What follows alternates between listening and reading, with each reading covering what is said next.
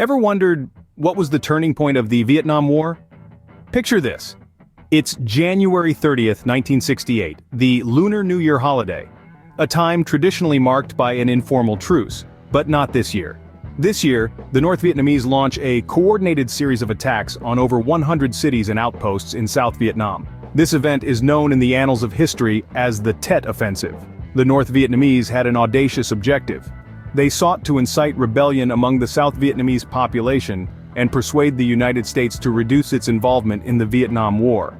They believed that a widespread offensive would shock the South Vietnamese and their American allies into retreat, undermining the resolve to continue the fight. The architect of this daring strategy was the North Vietnamese military commander, General Vo Nguyen Giap. He believed that these attacks would lead to the collapse of South Vietnamese forces and create discontent among the population. Little did he know, his actions would change the course of history. And then the offensive began like a thunderclap. The Tet Offensive launched with a massive artillery bombardment. The U.S. Marine garrison at Khe Sanh was the first to face the onslaught, a strategic misdirection diverting attention from the true objective. But this was just the opening act in a series of well-coordinated attacks that would sweep across South Vietnam. In the heart of the country, 13 cities came under attack. The North Vietnamese forces, relentless and determined, struck one after the other. Each city fell into chaos as the North Vietnamese forces advanced, but the most audacious attack was yet to come. In Saigon, the capital of South Vietnam, the U.S. Embassy came under attack. This was not just another government building, it was a symbol of American presence and influence in Vietnam. The North Vietnamese forces stormed the embassy, breaching its defenses. This audacious act, a direct challenge to the United States, sent shockwaves around the world. The audacious attack on the U.S. Embassy in Saigon initially succeeded, shocking observers worldwide. But nothing was as intense as the Battle of Hue. This battle, which played out over the course of more than 3 weeks, was a scene of extreme violence and loss, with significant casualties on both sides. The city of Hue, once a vibrant hub of culture and history, was transformed into a battlefield. The North Vietnamese forces moved in, occupying Hue and seizing control from the South Vietnamese. The occupation was brutal and unrelenting. Soldiers went from house to house searching for any signs of opposition. These searches were not benign investigations, but rather a systematic and terrifying intrusion into the lives of the city's inhabitants.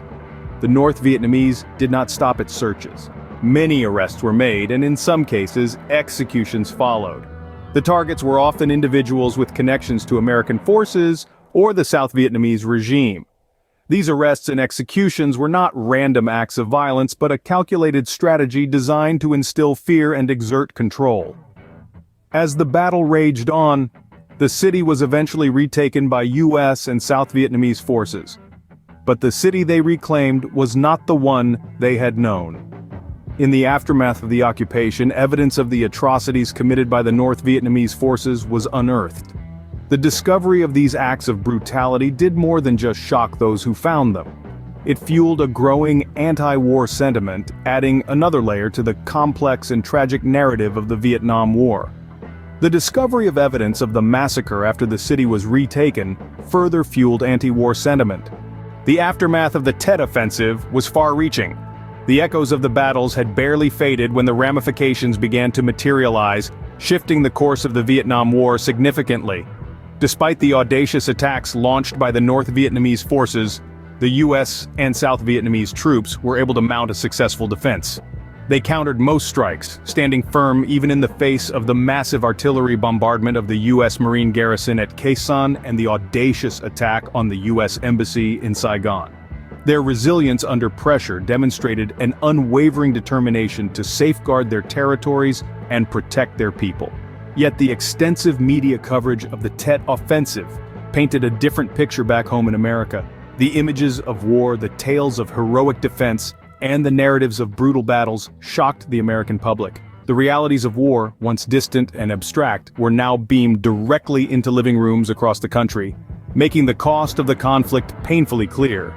This revelation led to a significant diminishment in support for the war among the American public, fueling an already burgeoning anti-war sentiment. In the wake of this shift in public sentiment, President Lyndon B. Johnson made a monumental decision. Recognizing the changing tide, he chose to limit the bombing of North Vietnam and call for negotiations. This marked a crucial turning point in America's participation in the Vietnam War. No longer were they aggressively pursuing victory, instead, they were seeking a path to peace. In the end, the North Vietnamese did not achieve the widespread rebellion they had hoped for among the South Vietnamese population. However, their strategic victory lay elsewhere, in the hearts and minds of the American public.